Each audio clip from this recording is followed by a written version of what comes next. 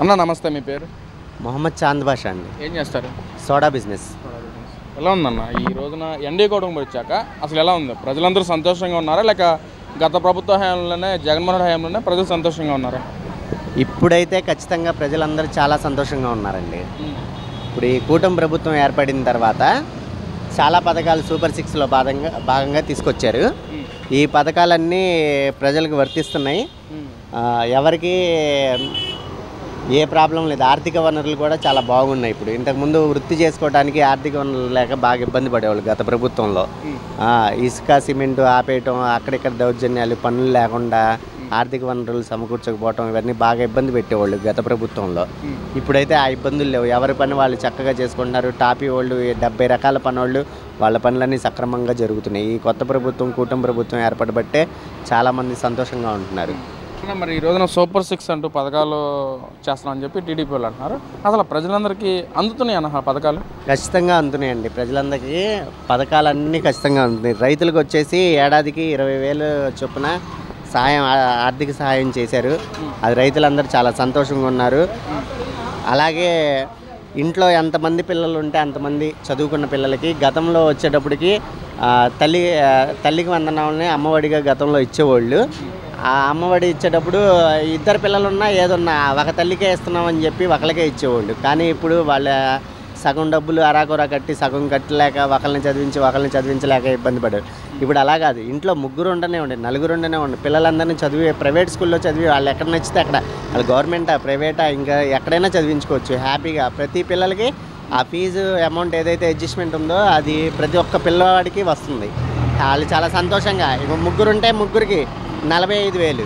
ఆ స్కూల్ మెయింటెనెన్స్కి కూడా దాంట్లో కొంత శాతం వెళ్తుంది. స్కూళ్ళల్లో కూడా మంచి వెసులుబాట్లు, టాయిలెట్స్ అన్నీ, భోజనం, ఆహారం అన్నీ బాగుంటున్నాయి.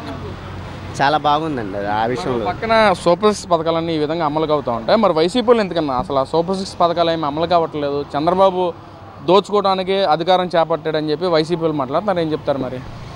ఇప్పుడు వైసీపీ వాళ్ళకి ఏంటంటే ఎంతసేపు వాళ్ళేమి చేయరు, చేసేదాన్ని చెడగొడతామే వాళ్ళ పని. వాళ్ళు గతంలో ఏం చేశారంటే ఏం పథకాలు ఇచ్చారు, ఎవరికి ఏది చేయలేదు. వాళ్ళు చేయలేదు కాబట్టే వాళ్ళని పక్కన కూర్చోబెట్టారు ప్రజలు అది తెలుసుకొని. ఇప్పుడు చేసేదాన్ని పొడవటం. ఏడాదికి 3 సిలిండర్లు అని చెప్తున్నారు కూటమి ప్రభుత్వంలో. ఖచ్చితంగా అందరికీ వచ్చినాయి. రెండు విడతలు అయితే చాలామందికి వచ్చేసినాయి కూడా. 3వ విడత కూడా వస్తుంది.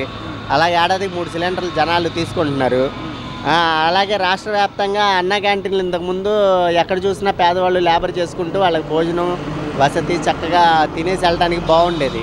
అక్కడ అవన్నీ వాళ్ళు ఆపేశారు. ఇప్పుడు చంద్రబాబు ప్రభుత్వం మళ్ళీ 204 అన్న క్యాంటీన్లు పునరుద్ధరించారు. అవన్నీ ఎక్కడ ఉన్నాయి అక్కడ అవన్నీ కొనసాగుతున్నాయి. చక్కగా వాళ్ళు ఒక 5 రూపాయలు డబ్బులు కట్టుకొని హ్యాపీగా ఇడ్లీ సాంబారు భోజనం చక్కగా తిని వెళ్తున్నారు వాళ్ళు. ఇవన్నీ వాళ్ళు చూసి ఓరవలేక ఈ మంచి పని చేసేవాడి మీద ఎవడైనా రాయేస్తానే ఉంటాడు. వాళ్ళ పని అది రాళ్ళేసే పనులు. అది మరి ఏం చెప్తారు జగన్మోహన్? మరి రేపు ఈ నెలలో కూడా అసెంబ్లీ సమావేశాలు జరపదని చెప్పి కొన్ని వార్తలు వస్తున్నాయి. మరి జగన్మోహన్ రెడ్డి ఏమన్నా ప్రజల తరపున అసెంబ్లీకి వెళ్ళి ఏమన్నా మాట్లాడుతా అంటే ప్రెస్ మీట్ పెట్టిన ప్రతిసారి నేను ప్రజల మనిషిని, ప్రజల కోసం ఏది చేయడానికి సిద్ధంగా ఉన్నానని చెప్పి ప్రెస్ మీట్లో మాట్లాడుతున్నాడు. మరి ప్రజల తరపున ఏమన్నా అసెంబ్లీకి వెళ్ళి ఏమన్నా మాట్లాడతాడా? ఇప్పుడు ఏ విషయంలో మాట్లాడతాడండి? ఇప్పుడు గతంలో ఎన్నో ఫ్యాక్టరీలు మన రాష్ట్రానికి వస్తున్నాయి అని అనుకుంటే ఈ వెంటనే అమరావతి లేదు 3 రాజధానులు అని చెప్పి కాలయాపన చేసి ప్రజల సొమ్ముని మొత్తం దుర్వర్యం చేశాడు. రాజధానిని నాశనం చేశాడు. 3 రాజధానులు ఎక్కడైనా పెట్టాడా? ఏది పెట్టాలి. అతను ఋషికొండలో ఒక ప్యాలెస్ కట్టుకొని దాంట్లో విలాసవంతంగా ఉండాలని ఆలోచించాడు తప్ప 3 రాజధానుల ముసుగులో ఒక ప్యాలెస్ కట్టుకున్నాడు. అతను వచ్చి నేను ఇలా ప్యాలెస్ కట్టుకున్నాను, నాకు అనుమతి ఇవ్వండి, దాంట్లో పడుకుంటానని అడుగుతాడా ఏంటి? వచ్చి ఏం మాట్లాడతాడు? ఏం మాట్లాడలేడు. గతంలో పెన్షన్ల కన్నా ఇప్పుడు చాలామంది కొత్త పెన్షన్లు వస్తున్నాయి. ఉన్న పెన్షన్లు 4,000 నుంచి 15,000 వరకు రకరకాలుగా పెరుగుతున్నాయి. 3,000 పెన్షన్ తీసుకునే వాళ్ళకి 6,000 ఇచ్చారు. 1,000 రూపాయలు అలా పెన్షన్ తీసుకునే వాళ్ళు 2,500 ఇచ్చారు. పెన్షన్లు డయాలిసిస్ పేషెంట్లకి ఇలాగా ట్రాన్స్జెండర్లకు కూడా పెన్షన్లు ఇచ్చారు. ఈ పెన్షన్లు ఇచ్చుకుంటూ ఇలాగ అభివృద్ధి చేస్తుంటే గతంలో నేను ఎవరికి పెన్షన్ డబ్బులు సరిగ్గా ఇవ్వలేదు, చాలా వరకు తీసేశాను, నేను బాగా చేశానని చెప్పుకోగలడా? చెప్పుకోవడానికి లేదు అతనికి. ఏం మాట్లాడు? మహిళలకు ఉచిత బస్సు తెలంగాణలో ఎలాగైతే ఇచ్చారో అలాగే మనకు కూడా ఇప్పుడు ఉచిత బస్సు. చాలామంది లేడీస్ వాళ్ళకి కొంచెం ఏదో పిల్లకి తల్లిని చూడాలన్న ప్రేమ ఉంటుంది. తల్లికి పిల్లని చూడాలన్న ప్రేమ ఉంటుంది. ఇంట్లో వాళ్ళు పంపుతారా లేదో ఛార్జీలు, డబ్బులు, ఇబ్బందులు, ఆర్థికంగా అసలే పనులు లేవని ఇబ్బంది పడుతున్నారు. వాళ్ళు హ్యాపీగా ఇప్పుడు ఒక అడుగు వెళ్ళి చూసుకొని రాగలుగుతున్నారు. ఉద్యోగం చేసుకునే వాళ్ళు ఉంటారు మహిళలు, చాలని జీతాలు, బస్సు ప్రయాణాలకి ఆటోలకి అయిపోతున్నాయి. వాళ్ళు హ్యాపీగా వెళ్ళి నగరానికి వెళ్ళి పనులు చేసుకుంటూ ₹1 సంపాదించుకుంటూ ఈ ఖర్చులు డబ్బులు మిగిల్చుకుంటున్నారు. చక్కగా వాళ్ళకి కావాల్సిన వసతులు చేసుకోవడానికి హ్యాపీగా ఉంది.